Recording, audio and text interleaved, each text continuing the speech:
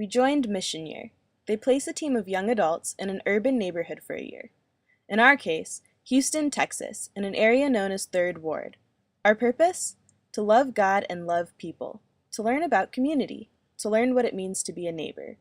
When most people think of our neighborhood, they envision something like this. I woke up in a new Bugatti. I woke up in a new Bugatti. I woke up in a new Bugatti. I woke up in a new Bugatti. I woke up in a new Bugatti. Be hating on rich as a bitch. 100K I spent that on my wrist. $200 spent that on you. Stereotypes are based on appearances. If you only take time to see the outside, can you really know someone? In an attempt to share who our neighbors are with you, we ask them a few questions about themselves and where they live. These are our neighbors. This is their story. I think people outside 3rd Ward's view. 3rd Ward? Terrible. I don't know what to say, but okay.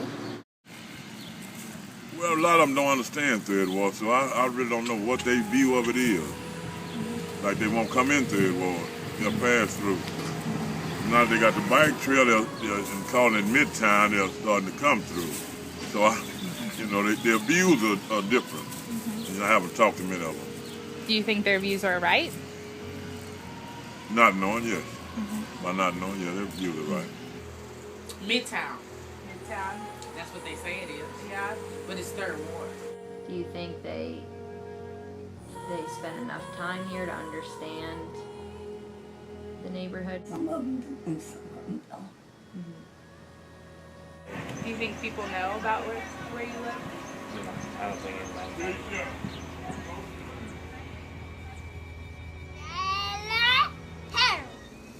How old are you? 5. Missionyear Thompson. I'm 9 years old. Jasmine Lixie is 10. My name is Jeremy. 12. My name is Nicholas Lee. I am 18. Tanya Thompson. 32. Arthur Post, I'm a junior. And he hit my flag. 52. Larry Johnson. I'm 57. My name is Lee L. Mercer, Jr. I'm 62 years of age. My name is Jose Ruben. 71. Evelyn Gooden is my name. And I was born July the 22nd, 1936. What is my name? Mother Hall. 94.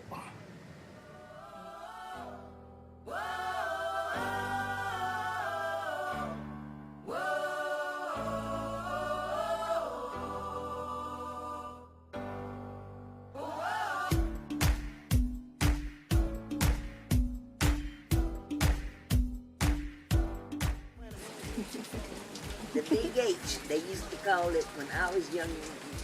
And anybody would ask you where you live. I live in the Big H. Oh, no, How long have I lived here? In 3rd Ward? Like 50 years. Because I moved here in 62. September 15, 1962. I've been here ever since. Since I was 12. 65 years. All my life.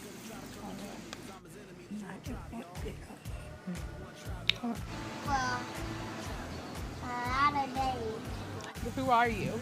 Who am I? Good man.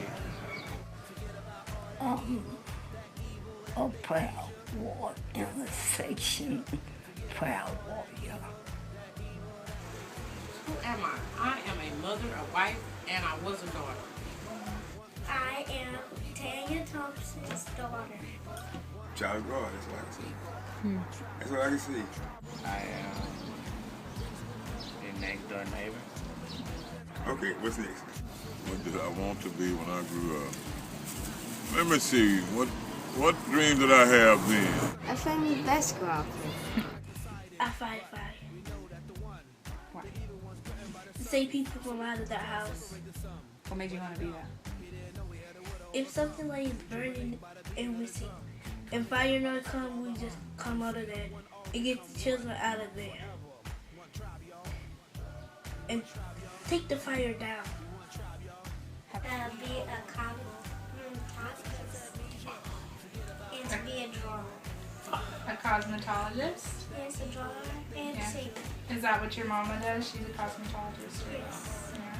You want to be like your mama? Yes. I've always wanted to be like a rapper or a movie star, something famous, something big. I don't want to tell you that. I want to be a mom, so I didn't have one. My personal dream was to finish college. I finished college. It would be a nice wife. Age number but a man, 52. Nice Christian wife, children, maybe have a child together. I'll do that. One of my personal dreams is some of the other folks around here are taken care of. They held a balloon that you can put a message in. Some kind of way to boost it. I don't know if it's air, fire, or what it is. And it lets it go up. And send it. What do you want the message to I say? want the message to say, love the world. My personal dream to go to heaven. What do I need? Need right now.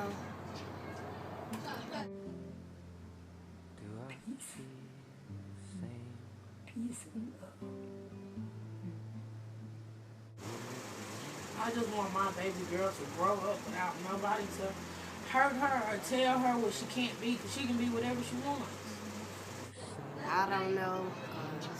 I don't know right now, but I know I need a lot of things. Nothing. Nothing at all? You don't need... I have everything that I have. You got me. I have the one thing I need. Companion. Companionship. Love. Companionship. Just one word for what you need most right now. Love. That's it. That's it. I just say peace and love. I had one thing to say to the world. What would it be and why? Oh, man.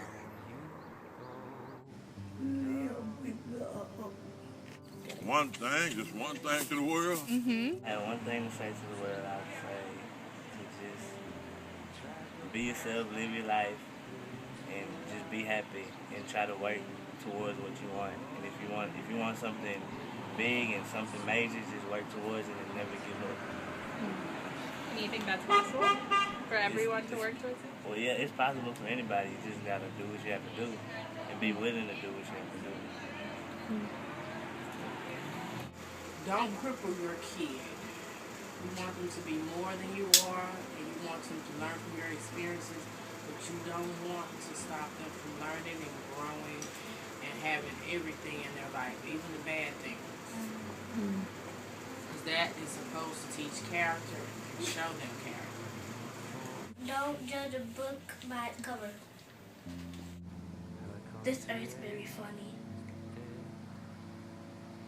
It may be a little bit silly to much. If I could say one thing to the world right now, I'd say stop all this madness. Cut it out. Love your brothers and sisters and leave them alone. Everybody's trying to survive. Just need to wake up. Wake up. Wake up. See reality, see your life. What did Jesus mean when he said, love your neighbor as you love yourself? You're supposed to want them to have. You want for everybody to have what you have. And if they can't have what you have, you want them to have more. When you love your neighbor as you love yourself, I think it means that we're not over and above other people. I think he meant that if we treat people or how you want to be treated. He said, love your neighbor as yourself. He said, because how can you say you love me whom you have never seen, and you hate your brothers and sisters and neighbors you see every day? That's a lie, and the truth is not in it. And by that, he meant that you got to love everybody. It's self-explanatory. As much love as I love me, I should love you the same. And I do. Neighbor means, oh, baby, I can't fake. Neighbor means a whole lot to me. Just like a friend outside. Any person that is just a person, that is not a thing. That's a gift from God. Neighbors, they're your friends, they're the person that you live closest to. Like, even though they're not your family, they're kind of like your family, because in the time of need, like, they're the people you go to, depend on if you need anything, if it comes down to it. A neighbor's a person that will step in and help you in need. My neighbor means that that's someone I should look out for. I should care for them and protect their property. My neighbor, look out for them. That's what neighbors do. Can I look out for you, neighbor? I love you. Oh, you do. You look after us so well, and thank you. Yeah, so. My neighbor. Yeah, neighbors are supposed to help everybody. If you're my neighbor, I'm supposed to help you where you fall short at, or you're supposed to. That doesn't mean that that's supposed to happen. And even though it doesn't happen, that doesn't mean that you can't start it. Because change starts. There you go. What do you dream for the neighborhood? My dream for the neighborhood, my dream is I wish everybody would get along lovely and be nice to one another, love one another, be happy. Then it get better. Spiritual. Then it get better spiritually. To see it better, like, to see not so many people on the streets and not so many abandoned houses. I would camp this so safe. I just would like my children to have the same opportunities. I'm thinking about the birdhouse. We build a birdhouse. One birdhouse? A ton of birdhouses. Ton. All of them, like all the birdhouses. To accomplish something. Yeah. What would you have them accomplish if they could accomplish something? Graduating. I would love to see nice big houses and some of the people that was children here raising their families in the neighborhood. I just hate so badly that the children that's raised in this neighborhood usually, after they get grown, the best of them is they feeds out, breed out, and goes out into Bel Air and Katy and Spring and all those places. I would love for them to, whatever they turn out to be, to do it right here in Third Ward, because this is their roots, it's Third Ward. The name might sound bad, but it's still where he was raised and born. When I see my neighborhood, I want them to see like people, like, even though they don't have much and they're not living on the scale of other people, like, still see that even though they're happy with what they have, and like they're happy just being them, being around the people that they're with. I would like to see them to see the finished product. See, that this neighborhood has a finished product. They see that we are very good people and we're not all the same. You're all good. To see what I live, well, to recognize where they live too, because we all have the same home and it's no different no matter what. And so to recognize what. See this here, I mean, see this here. Keep see this here. Dreams, and people still trying to obtain those dreams and things that they've seen. Just because we live here, that doesn't mean that we don't have a view of the outside world and what it should be, and that don't feel like we're not trying to strive for that, even though we're here. What do I want them to see when they come through? I want them to see the inner beauty of Third Ward. What it's really like, what the people are like.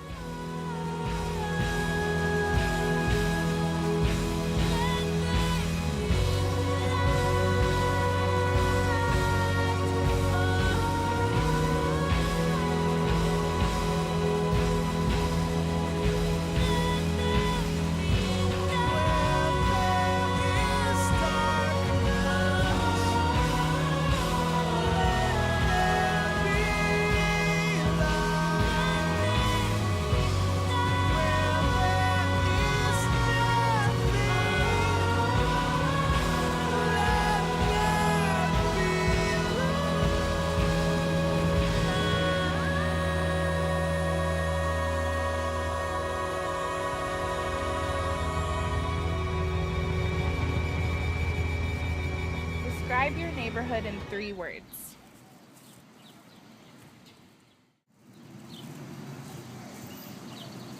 Big, beautiful ward.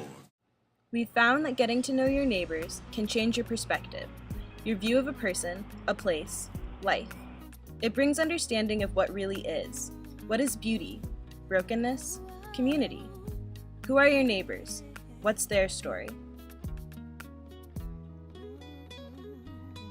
I wish the way I was living could stop. Serving rocks, knowing the cops is hot when I'm on the block. And I wish my brother would've made bail so I won't have to travel 6 hours to see him in jail. And I wish that my grandmother wasn't sick, or that we would just come up on some stacks and hit a lick. And I wish my homies wouldn't have to suffer when the streets get the upper hand on us and we lose a brother. And I wish I could go deep in the zone and lift the spirits of the world with the words within the song. And I wish I could teach a soul to fly, take away the pain. In one word, how would you describe your experience of living in Third Ward?